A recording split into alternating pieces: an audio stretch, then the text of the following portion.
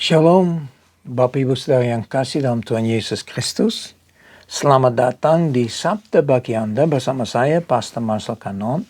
Dan dalam minggu ini kita sudah bicara tentang 1 Timotius pasal yang keempat ayat yang ke-12.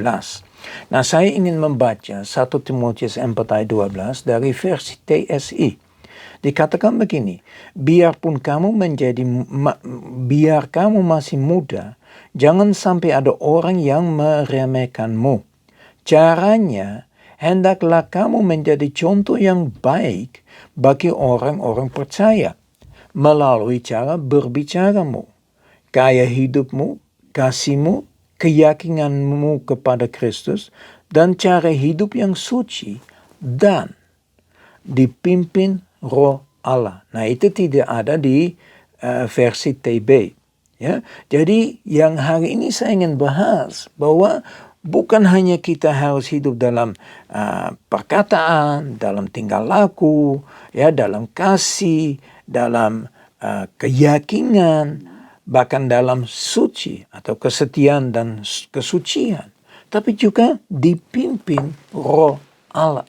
Nah, Bapak Ibu Saudara yang kekasih dalam Tuhan Yesus Kristus, firman Tuhan dengan jelas mengatakan di 1 Korintus 3:16 dan 6:19 bahwa tubuh ini adalah bait Allah. Ya, adalah bait Roh Kudus. Roh Kudus tinggal di dalam diri kita.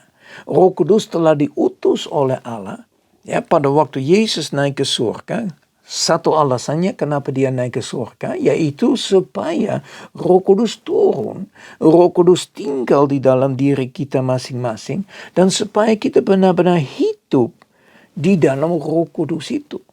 Ya, supaya kita benar-benar hidup dikuatkan oleh segala sesuatu yang Tuhan sudah tunjukkan.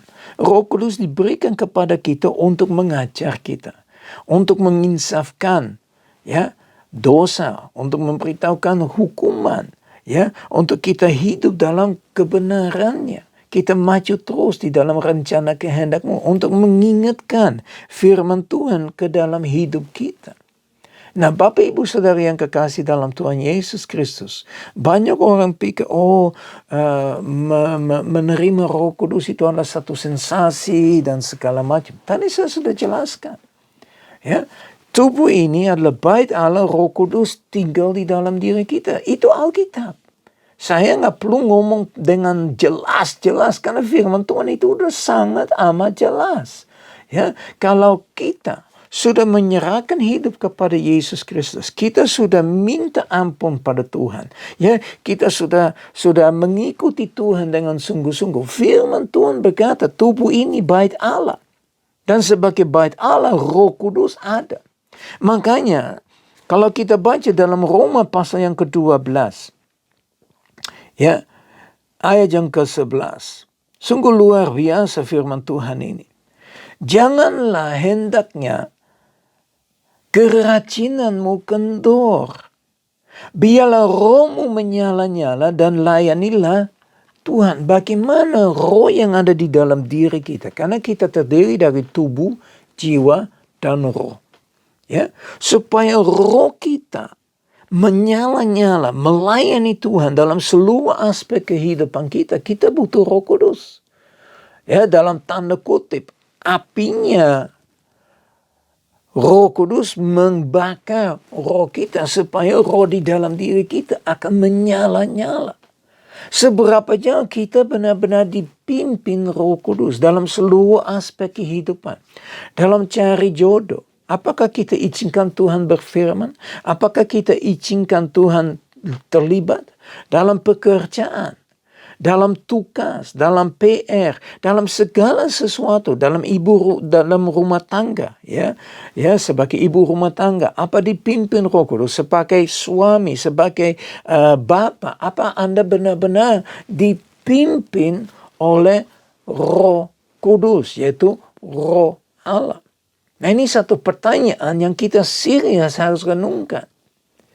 Ya, karena ini sesuatu yang sangat amat penting. Kita tidak hidup lagi oleh kedagingan kita, oleh kemauannya kita, tapi kita benar-benar hidup dengan apa yang Tuhan mau. Ingat, rencana Tuhan jauh lebih baik dari rencana kita. Jalannya Tuhan jauh lebih hebat daripada kita. Sebagai contoh, Esther. Ya, kalau kita renungkan Esther, ya, kalau Anda baca Esther, Anda akan terheran-heran. Kok Esther bisa masuk di dalam kerajaan itu, di dalam rumah raja. Dia bisa menjadi ratu. Ya, ini semua Tuhan rencanakan. Ya, mestinya Mordekai dikantung. Tapi dengan unik, ajaib, dahsyat, Tuhan menyediakan Ratu Esther untuk berada di dalam kerajaan itu, di dalam rumah daripada raja. Dia menghadap raja karena ada hukum yang mau membunuh semua orang Israel. Ya, dia dalam tanda kutip menjadi juru selamat. Ya, dia menyelamatkan. Ada banyak hal yang kita menemukan di dalam Esther yang benar-benar kita katakan, wow, kalau bukan Tuhan siapa? Makanya kalau kita berkata, seringkali berkata, ya kebetulan saja. Di dalam Tuhan tidak ada kebetulan. Kalau Anda percaya Tuhan itu ajaib, Tuhan itu dahsyat, rencana dia ajaib, jalannya dia luar biasa. Kadang-kadang kita nggak ngerti kenapa kita ada di satu tempat.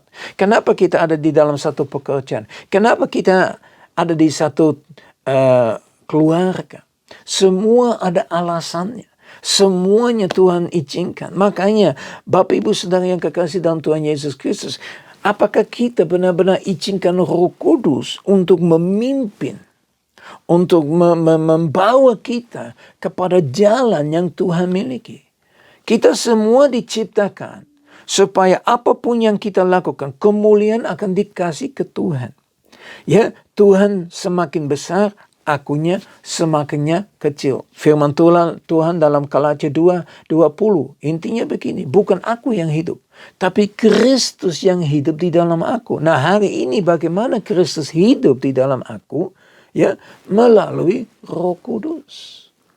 Ya, makanya Bapak Ibu Saudara yang kasih dalam Tuhan Yesus Kristus, bangkitkan jam teduh, bangkitkan jam doa, bangkitkan keintiman dengan Tuhan. Ya, engkau semakin mencari Tuhan, semakin dekat sama Tuhan, semakin intim dengan Tuhan, saya jamin Roh Kudus semakin berapi-api di dalam diri kita. Dan kita tidak akan hidup lagi oleh kedagingannya. Ya, belum lama saya diskusi dengan istri saya tentang makan di luar. Apakah kita ada kemauan untuk makan di luar? Sebetulnya nggak ada. Sudah cukup makan di meja yang istriku sediakan. Ya, kenapa saya dulu begitu fanatik mau makan di luar? Wah, mau makan ini, mau makan ini, mau makan ini, makan ini. Dalam 2 tahun ini saya semakin sadar itu semuanya sia-sia. Makan pun itu sia-sia. Kenapa? Semakin banyak makan, semakin banyak penyakit muncul. Ya, bukan hanya berat badan, tapi juga banyak penyakit, kolesterol, asam urat, diabetes dan lain-lain halnya. Ya, darah rendah, darah tinggi, segala macamnya. Itu semua melibatkan di dalam kita makanan. Ya, karena tubuh kita dapat bertumbuh karena kita makan. Begitu juga makanan rohani. Kalau kita benar-benar mau berapi-api, mau maju terus, kita harus selidiki firman yang kita masukkan. Ya, jangan ikutin apa yang telinga mau dengar, tapi apa yang Tuhan mau sampaikan kepada kita semua. Ini sesuatu yang sangat penting. Makanya belajar untuk benar-benar hidup di dalam Roh. Jangan ngeroh. Roh Kudus, ya, itu teratur.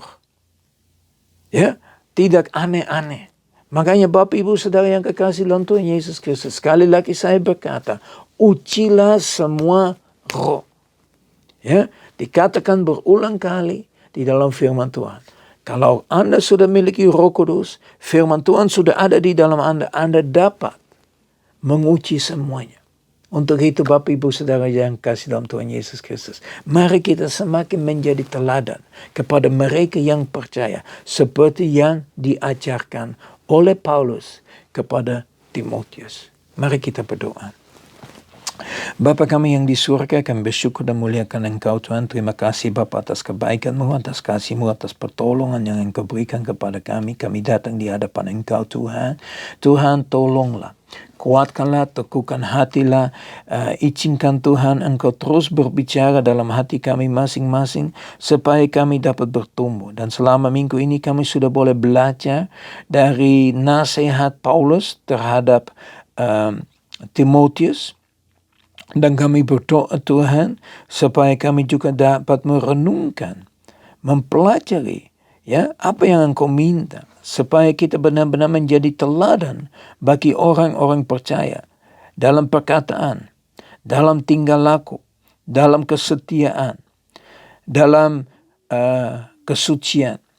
Tuhan, kami berdoa Engkau terus memimpin kita, melayani dalam hati kita, juga dalam kasih, juga dalam roh Tuhan. Kita dibangkitkan terus Tuhan, supaya kami benar-benar menjadi teladan Tuhan, yang Engkau sudah tunjukkan di dalam hidupnya Kristus. Kristus menunjukkan di dalam hidupnya Paulus. Paulus menunjukkan kepada Timotius, dan firman Tuhan menunjukkan kepada kita. Ampunilah kami kalau kami jauh daripada Engkau Tuhan. Ajar kami untuk semakin intim, semakin dekat, semakin mengenal Engkau. Dalam nama Yesus kami sudah berdoa. Haleluya. Amin. Ya Bapak Ibu Saudara yang kasih dalam Tuhan Yesus Kristus, mari kita maju terus bersama Yesus. Jangan mundur. Maju terus. Ya, melakukan perkara yang besar. Kalau kita taat, tunduk kepada firman, kepada perkataan Tuhan, ya, kita akan naik terus dan tidak akan turunnya. Kita nggak perlu berdoa supaya kita naik terus, karena kita otomatis lakukan, karena kita intim dengan Tuhan. Dan kalau kita intim dengan Tuhan, kita semakin maju. Mari kita menantikan kedatangan Tuhan Yesus Kristus. Saya berdoa supaya berkat dari Allah Bapa kami yang di surga, kasih yang sempurna di dalam Yesus Kristus, persekutuan yang manis dengan Roh Kudus menyertai kita semua, mulai saat ini sampai Maranatha Tuhan Yesus datang kembali, bahkan sampai selama-lamanya. Yang percaya berkata sama-sama, amin. Tuhan Yesus memberkati. Sampai ketemu hari Senin. Ya, kita maju lebih lagi bersama-sama. Tuhan Yesus menyertai engkau. Shalom.